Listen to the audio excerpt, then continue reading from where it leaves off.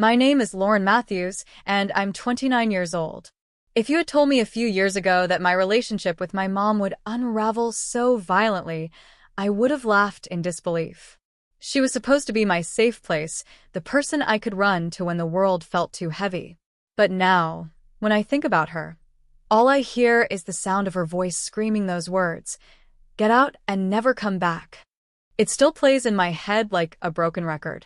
Sometimes when I wake up at night, I swear I can hear her, the venom in her tone, the fury in her eyes. And then the silence after. The silence that swallowed me whole as I walked out the front door with nothing but my dignity. I grew up in a modest two-story house with white shutters and a porch swing my dad built. From the outside, we looked like the picture of a happy family. Dad worked long hours as an electrician, Mom ran the household, and I was their only child. I had birthday parties with homemade cakes, family dinners where Dad told silly stories, and weekends filled with gardening with Mom. At least, that's how it was when I was little. As I grew older, things shifted. Mom grew more critical, her voice sharper with each passing year. What used to be gentle advice turned into biting remarks. My clothes were never right. My career wasn't enough. Even the way I laughed annoyed her. "Why do you always have to be so loud?" She'd snap at family gatherings, her eyes narrowing at me while others pretended not to notice. Dad tried to soften it, of course. He'd nudge her, saying, "Come on, she's fine," or crack a joke to break the tension.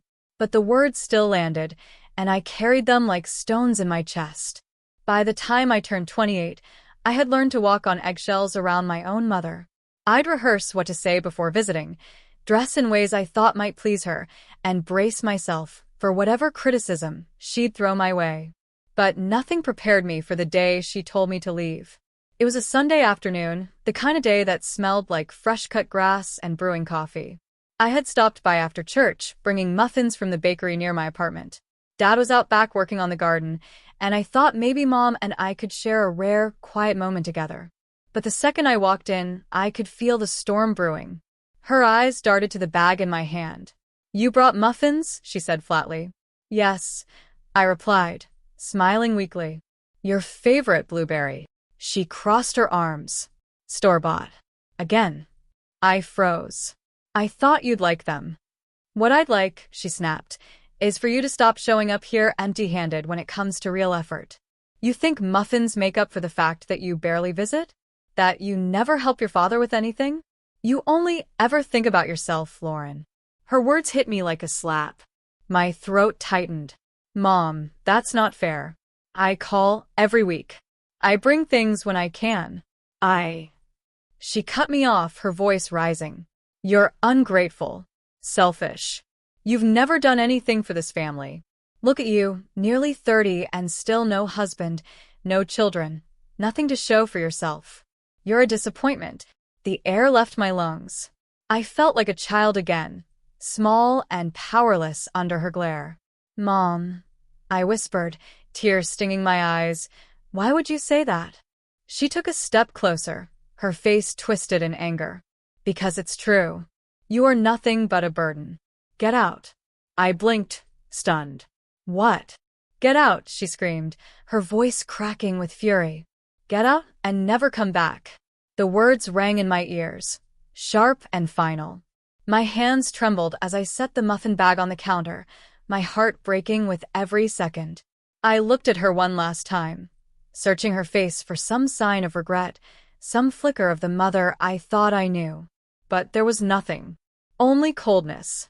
So I walked out. I didn't slam the door. I didn't scream back. I just left, the sound of her words echoing behind me as I stepped into the sunlight. Dad didn't see me go. He was still in the garden, bent over the soil with his gloves on. I wanted to run to him, to tell him what happened, but I couldn't. My throat was too tight, my chest too heavy. When I got into my car, the tears finally came. They blurred the road as I drove home, my hands gripping the steering wheel so tight my knuckles turned white. By the time I reached my apartment, I was shaking so badly I could barely put the keys in the lock. That night, I lay in bed replaying it over and over. Her face, her words, the finality in her tone. Never come back. I told myself I'd give it a few days. Maybe she didn't mean it. Maybe she'd call, apologize, ask me to come over. But the phone never rang. Days turned into weeks. The silence stretched, heavy and unyielding. Every time my phone buzzed, I hoped it was her. But it never was. And then one evening, my phone lit up with Dad's name. I answered immediately, my heart leaping. Lauren, his voice was warm, tired but kind. Why haven't you been coming around lately? Your mom says you've been busy, but I miss you. The words cut deeper than I expected. She hadn't told him. She threw me out, that she told me to never come back. My throat closed as tears filled my eyes. Dad, I whispered, my voice trembling. I didn't know how to tell him. Dad. My voice caught in my throat. Tears pooled in my eyes as I gripped the phone tighter, listening to the warmth in his voice. He had no idea what had happened. I miss you, kiddo, he continued. The garden doesn't look the same without you sitting out there with me. I thought maybe you were mad at me. Did I do something?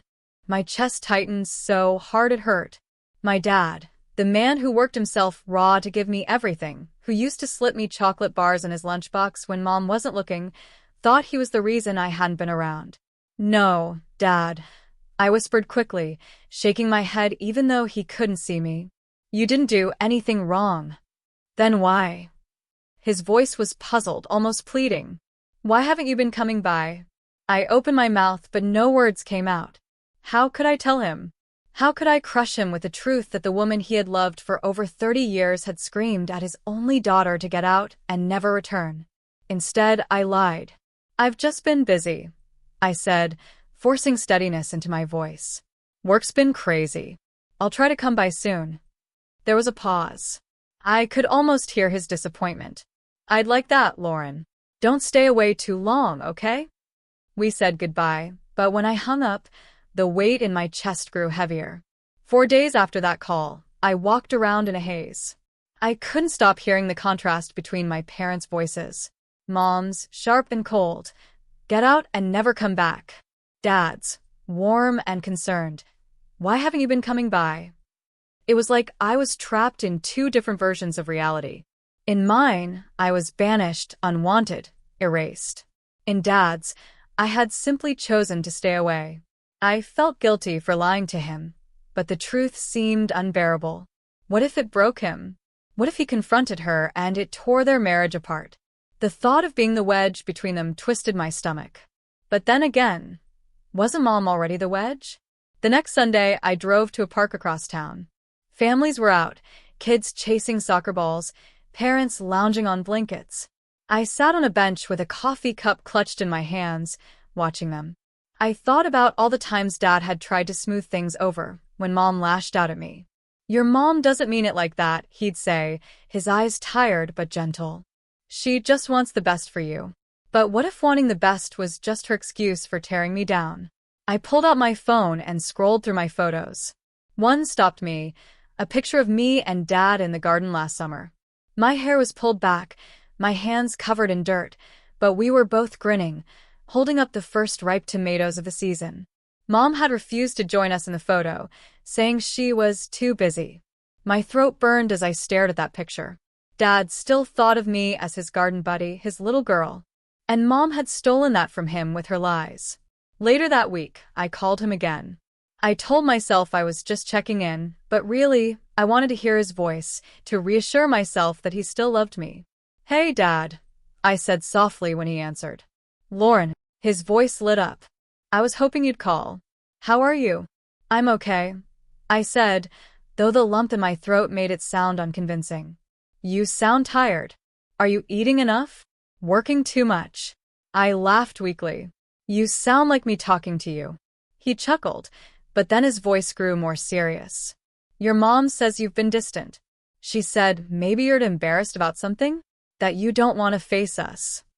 The coffee mug in my hand slipped, nearly spilling across the table. Embarrassed? That was the story she was spinning? I clenched my jaw. Embarrassed about what? I don't know, he admitted. She just said you've been pulling away. Lauren, if something's wrong, you can tell me. I wanted to scream, To tell him that what was wrong was the woman sitting in his kitchen feeding him lies. But the words stuck in my throat. I couldn't bring myself to destroy his picture of her. Not yet. Nothing's wrong, I said quietly. I just need some space.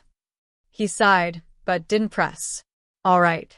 But don't forget, kiddo, this will always be your home. His words sliced through me. Always my home? My mother had stood in that very kitchen and told me never to return. But he didn't know. He still thought the door was open. When we hung up, I sat in silence, tears sliding down my cheeks. I couldn't keep lying to him forever. He deserved to know the truth. The breaking point came 2 weeks later. I was at work, buried in paperwork, when my phone buzzed. It was Dad. I answered quickly, thinking it was a casual call. But his voice was strained. Lauren, I need to ask you something. Did I do something to push you away? Because your mom said you haven't visited, because you feel unwanted here. The room spun. Unwanted. She had used that word. The very word she had thrown at me. She hadn't just lied by omission. She had twisted it, made me the one rejecting them.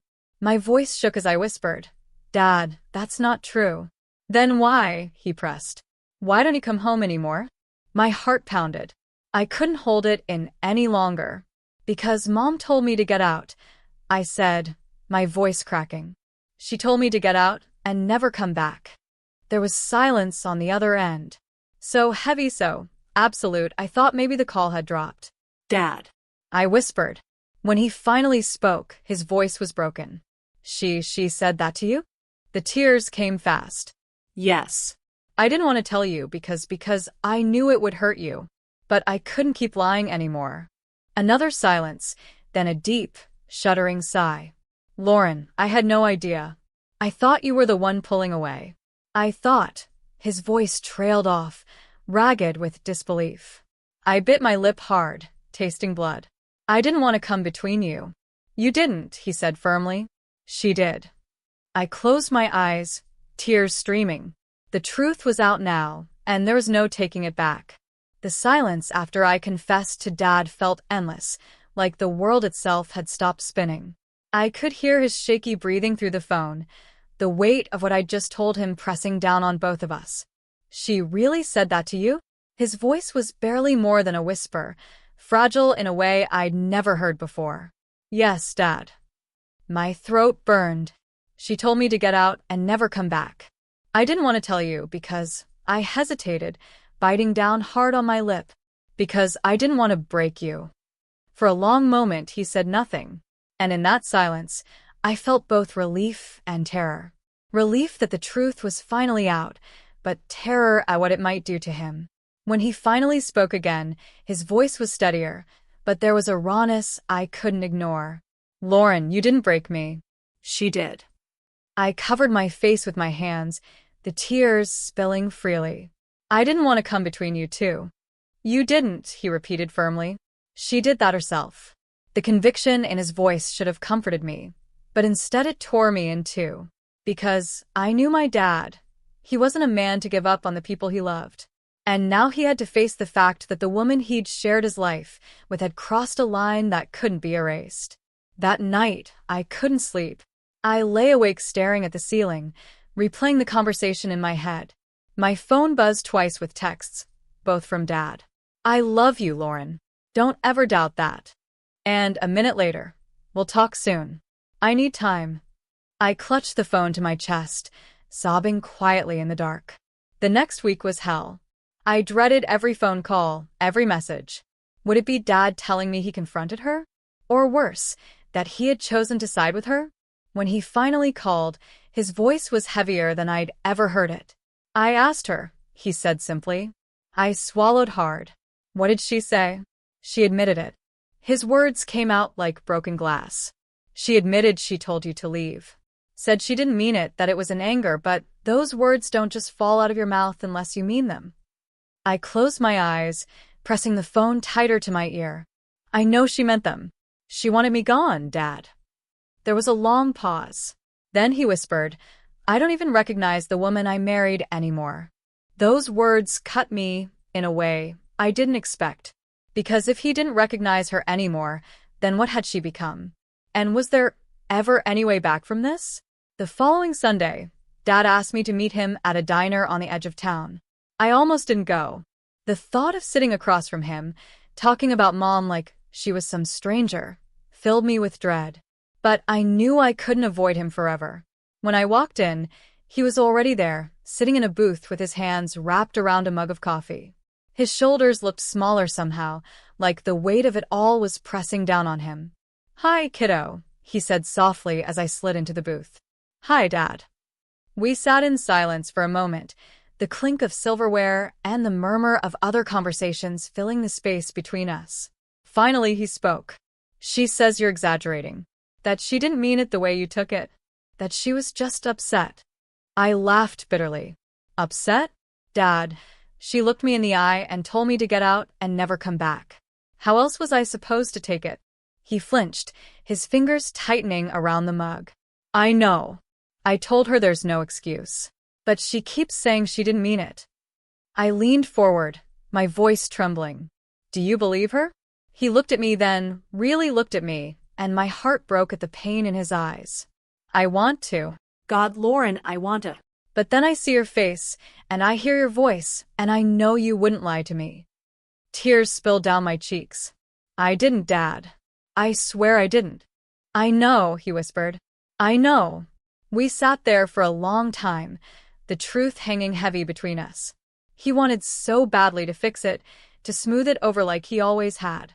But this time there was no smoothing. The fracture was too deep. When we finally left the diner, he hugged me tight. "No matter what happens, you're my daughter.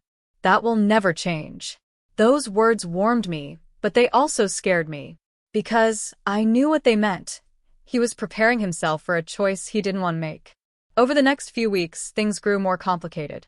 Dad called often, sometimes just to check in, sometimes to vent. He told me about the arguments at home, the way Mom would deflect whenever he brought me up. "She says I'm choosing you over her," he admitted one night, his voice weary. I told her it's not a choice. "You're both my family." But she doesn't see it that way. I sat on my couch, staring at the ceiling. Maybe to her, it is a choice. He sighed. And if it is, what am I supposed to do? I had no answer. Because the truth was, if it came down to it, I didn't know if he'd choose me. One night, after another restless sleep, I found myself back at the old photo albums I kept in a box under my bed. I flipped through pictures of my childhood.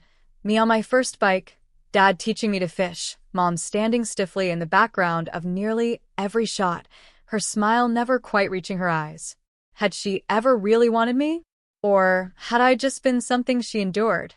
The thought made my stomach turn. That weekend, I got another call from Dad. His voice was low, almost broken. "She told me she doesn't care if you come back or not," he said quietly. "She said if you want to stay away, fine. That she's done trying." A chill ran through me. "She never tried, Dad."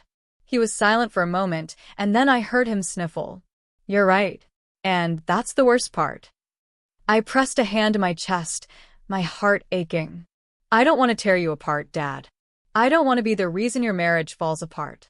"You're not the reason," he said firmly. "She is." But as much as he tried to reassure me, I could hear it in his voice. The cracks were spreading. That night, as I sat alone on my balcony, the city lights glowing faintly in the distance, I realized something. I wasn't just fighting for my place in the family anymore. I was watching the collapse of the family itself. And no matter how much I wanted to fix it, I couldn't. Dad had always been the peacekeeper in our house. When Mom snapped at me, he smoothed it over.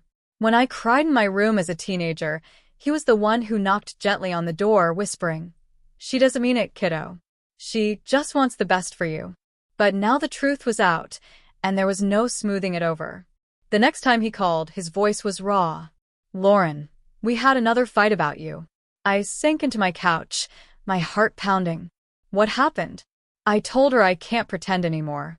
That what she said to you was unforgivable. She blew up, said I was betraying her, siding with you. She accused me of turning you against her. I laughed bitterly, though it came out more like a sob. I didn't have to turn against her. She pushed me out herself. "I know," he whispered, "but she won't see it. She's rewriting it in her head, twisting it until she's the victim. My chest tightened. And you? What do you see, Dad? He sighed deeply. I see my daughter, standing outside the house she grew up in, banished for no reason. And I see my wife, the woman I thought I knew, turning her back on both of us. Tears stung my eyes. I don't want you to lose her because of me. You didn't make me lose her, he said firmly. She made that choice herself. His conviction shook me. I'd never heard him speak about her like that before. But even as he said the words, I could hear the grief woven into them. The following week, Dad invited me to meet him at the park. We sat on a bench beneath an old oak tree, the air heavy with the scent of cut grass. He looked older than the last time I'd seen him, his hair grayer, his shoulders hunched. She says I'm welcome to choose, he muttered, staring at the ground. Her or you. The words sliced through me like knives. She really said that? He nodded slowly. She said if I can't stop defending you, then maybe I should go live with you instead. Shock surged through me. What? Dad, that's insane. She was angry, he admitted. But the thing is, I don't think she was bluffing. I think she meant it. I buried my face in my hands, my heart pounding. Dad, I don't want you to choose. I don't want to break this family apart. He put a hand on my shoulder, his voice soft but steady. You didn't break it, Lauren. It was broken the moment she told you to leave. We sat in silence for a long while, listening to children laughing on the playground. I remembered when I was one of those kids, running with skinned knees, Mom clapping distractedly from the sidelines while Dad cheered the loudest. Back then, I thought love was permanent, solid, unshakable. But now I knew it wasn't. That night, I lay awake in bed, replaying Dad's words. Her or you? My stomach twisted at the thought. I didn't want him to choose, but deep down, I knew he already had. A few days later, the phone rang again. This time it wasn't Dad. It was Mom. Seeing her name flash across the screen made my chest tighten. I almost didn't answer, but something in me needed to hear her voice. When I picked up, her tone was clipped. So, you've been talking to your father. Yes, I said quietly. You told him your version of events. I bit down on my lip. My version? Mom, it's the truth. You told me to get out and never come back.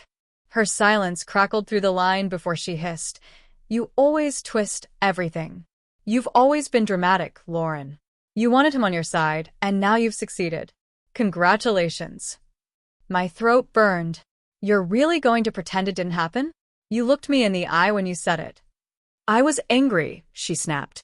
People say things when they're angry. People say things they mean when they're angry. I shot back, my voice trembling. For a moment, the line went dead quiet. Then she whispered, venom dripping from every word. You're not welcome in this house anymore. You made your choice. And just like that, she hung up. I sat frozen, staring at the phone in my hand, my heart racing. I wanted to scream, to throw it across the room, to erase her words, but they were burned into me.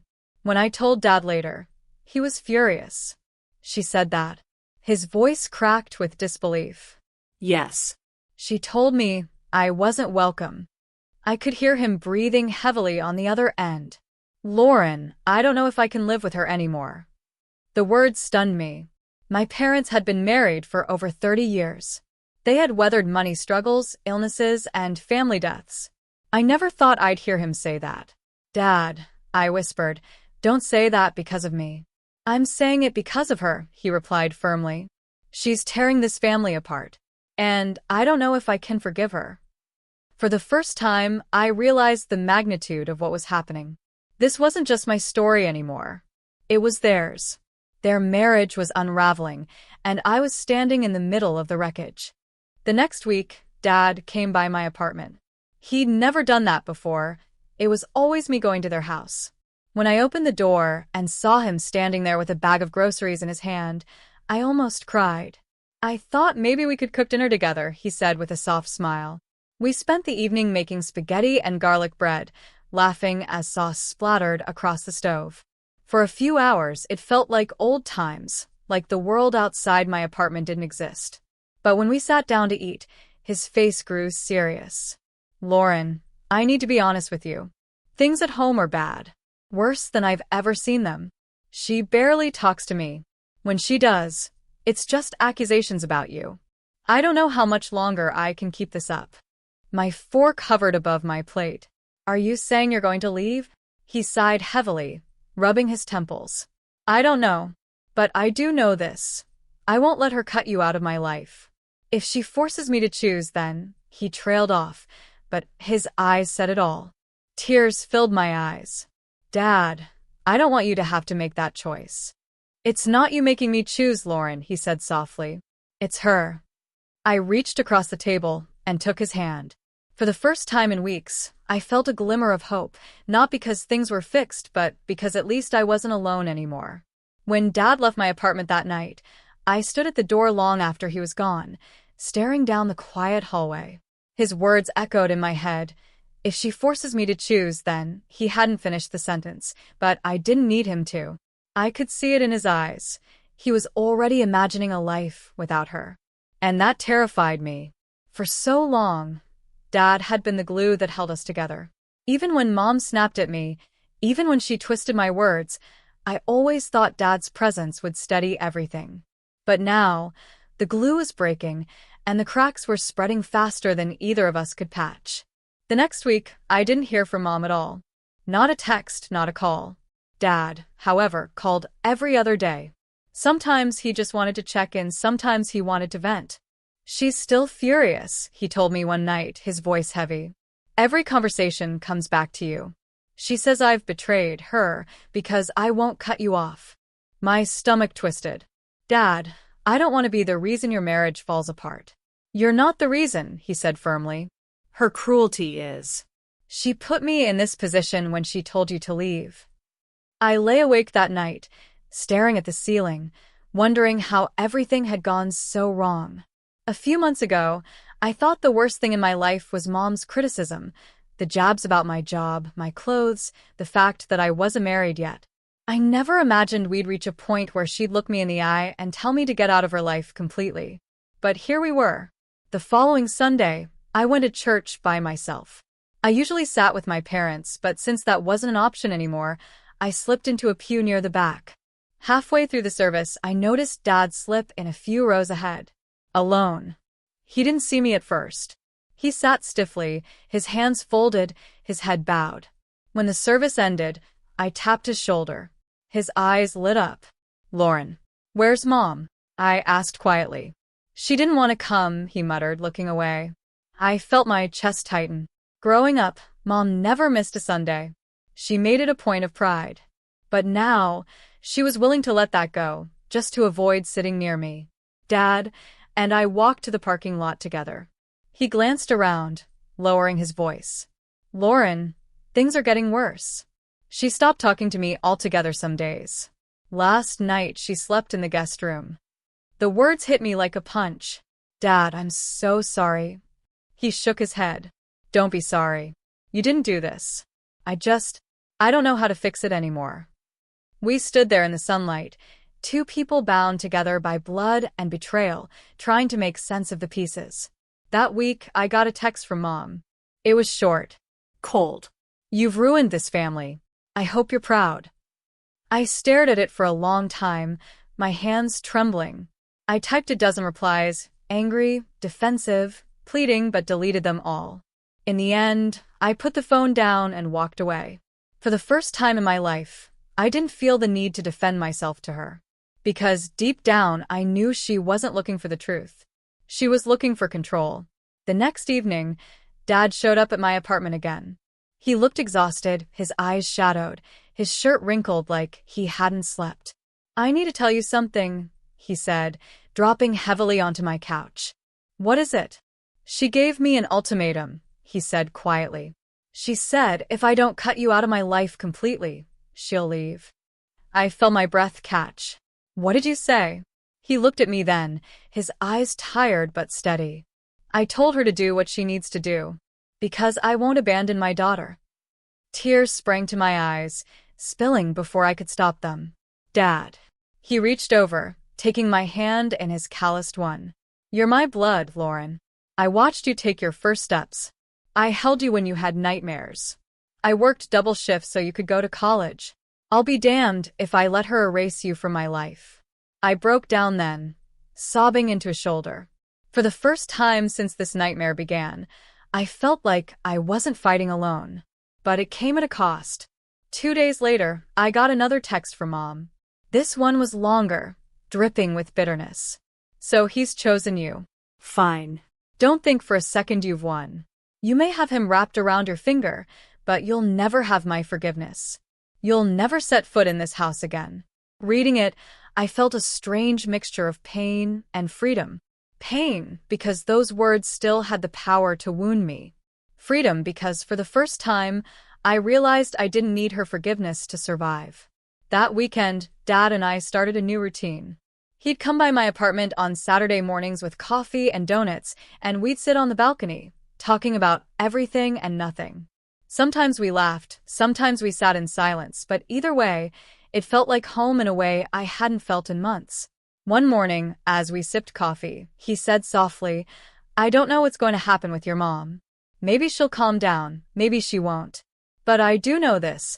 I'm done living in a house where cruelty is normal. I want peace." I nodded, tears blurring my vision. Me too, Dad. Me too. In that moment, I realized something important. I couldn't fix my mother.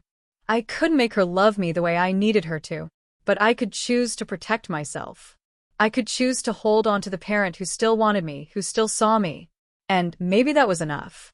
The night Dad told Mom he wouldn't cut me out of his life, everything changed. It wasn't sudden. There was no slammed door, no bags thrown on the porch, but the shift was unmistakable. He called me the next morning, his voice hoarse. "She's not speaking to me." Walked past me like I was a stranger in my own house. I don't even know who she is anymore. I sat on the edge of my bed, clutching the phone, torn between relief that he had chosen me and sorrow at the devastation in his voice. "Dad, maybe she'll calm down. Maybe she just needs time." He gave a bitter laugh. "Time doesn't fix words like the ones she said to you." He was right. I knew it, and he knew it. Still, a part of me clung to the hope that maybe one day she'd call me, apologize, tell me she didn't mean it.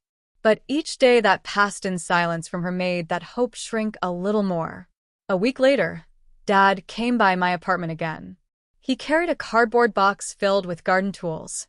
"What's this?" I asked, setting down the mug of coffee I'd made for him. He gave a tired smile.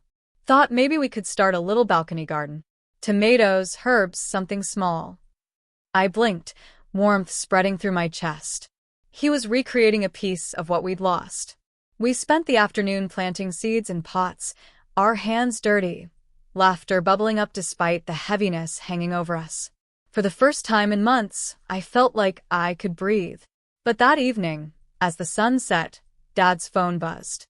He glanced at the screen, his face darkening. "It's your mom," he answered, and though I couldn't hear her words, I could hear the venom in her tone. His jaw clenched, his knuckles white around the phone. Finally, he said, "I'm with Lauren. If that's a problem, then maybe you should ask yourself why." He hung up and rubbed his face, exhaustion etched into his features. "She says I'm wasting my time, that I'm choosing the wrong person." My stomach twisted. "She really said that?" He nodded slowly. "She said blood doesn't matter when loyalty is gone." The words hit me like a punch. Blood doesn't matter. I wanted to scream, to shout that I'd always been loyal, that I'd bent myself into knots for her approval. But all I could do was sit there in stunned silence. Later that night, I sat on the balcony long after Dad left, staring at the tiny pots of soil. The seeds were buried beneath the dirt, invisible for now, but I knew with time and care they'd break through. I thought about myself, about how much I'd been buried under her cruelty. Maybe it was time to push through too. The next week, I got an envelope in the mail. No return address, but I knew the handwriting instantly. My mother's sharp, slanted script. My hands shook as I opened it. Inside was a single sheet of paper. "You wanted him. You can have him. Don't expect anything from me, ever again." That was it. No greeting. No love. Just a final severing of the tie between us. I sank into my chair, the letter trembling in my hands.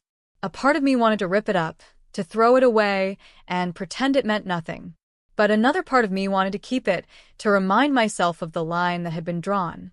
When I showed Dad later, his face hardened. "She really mailed this to you?" I nodded.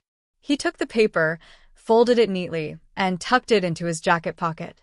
"Then she'll have to live with those words. Not you." His strength steadied me, but the ache in my chest lingered. She was my mother. No matter how cruel she was, some small part of me still wanted her love. But I couldn't keep chasing someone who had made it so clear she didn't want me. One evening, I decided to go for a walk downtown. The air was crisp, the streetlights flickering on as the sun dipped low. I found myself wandering past the church, past the little bakery where I used to buy muffins for her. For a moment, I almost went in, almost bought a bag to bring to her like I used to. But I stopped myself. She didn't want my muffins. She didn't want me. Instead, I bought one for myself and sat on a bench, savoring each bite as tears stung my eyes.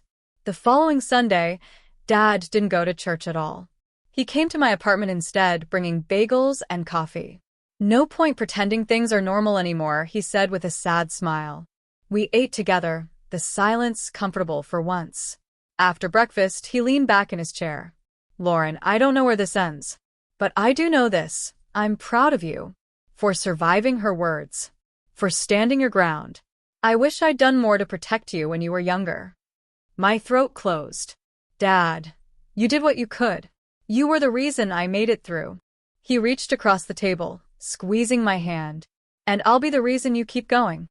His words filled me with warmth, but also with a quiet resolve. I realized then that I couldn't keep letting Mom's cruelty define me. She had already taken so much of my life, so much of my self-worth. I wouldn't give her the rest. That night, I stood in front of the mirror, staring at my reflection. My eyes were red from crying, my hair messy from the day, but for the first time in a long time, I saw strength staring back at me. I whispered to myself, "You're not worthless. You're not unwanted. You're still here." And for once, I almost believed it. When Mom's letter arrived, it felt like the last nail in a coffin. Short, cold, final. Don't expect anything from me ever again. For a few days, I carried it around like a stone in my pocket, heavy, cutting me each time I touched it. I kept pulling it out, rereading it, trying to squeeze meaning out of words that weren't meant to build, but to destroy. But one evening, I finally folded it into a neat square, placed it in a drawer, and closed it.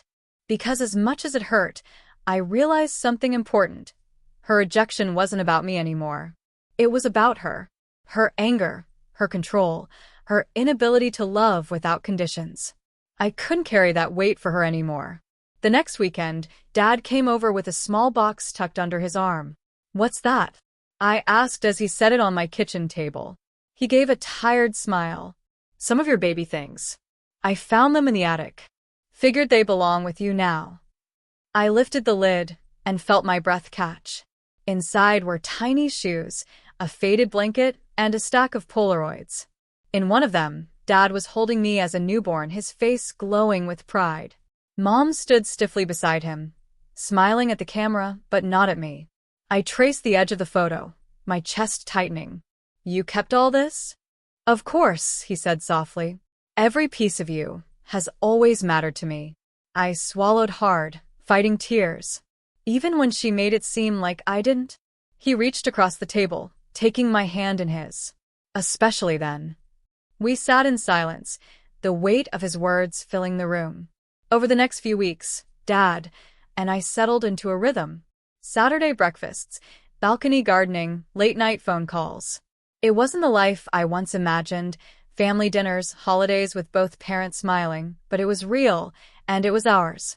Mom, on the other hand, grew more distant. She didn't call me, didn't call Dad. From what he told me, she'd grown cold even to him, retreating into silence or lashing out when he brought me up. One night, Dad called sounding weary. "Lauren, I don't know how much longer I can live like this. The house feels like a prison now. I can't even sit at the dinner table without her glaring at me." My heart ached. Dad, you don't have to stay. You don't owe her your whole life if she can't give you love in return. He sighed. 30 years is a long time to walk away from. I know, I whispered. But 30 years doesn't erase what she did to me, or what she's doing to you now. There was a long pause. Then he said quietly, "You sound stronger than me these days." It startled me, but in that moment, I realized it was true. Somewhere between the banishment and the broken letter, I had stopped being the girl begging for my mother's approval. I had become a woman building her own strength, piece by piece. The breaking point came 2 weeks later. Dad showed up at my apartment with a single suitcase in his hand. "I can't do it anymore," he said simply, stepping inside. I blinked, stunned. "Dad, are you saying you left?" He nodded, setting the suitcase down by the couch. "She told me last night that if I walked out that door to see you again, I shouldn't bother coming back. So I walked out." My throat tightened, tears welling up. "Dad." He wrapped me in a hug, holding me so tightly I could barely breathe. "You're my daughter. I'll never choose anyone over you again." We stood there in silence, father and daughter clinging to each other in the wreckage of what had once been a family. For the first time in months, I felt safe. In the weeks that followed, Dad stayed with me. At first, it was supposed to be temporary, just until he figured things out. But as the days stretched into weeks, it became clear he wasn't going back. He started cooking dinner again, humming as he stirred pots on my stove. We tended the balcony garden together, celebrating when the first tiny green shoots broke through the soil. And on quiet evenings, we sat on the couch watching old movies, his laughter filling the space Mom's absence had left.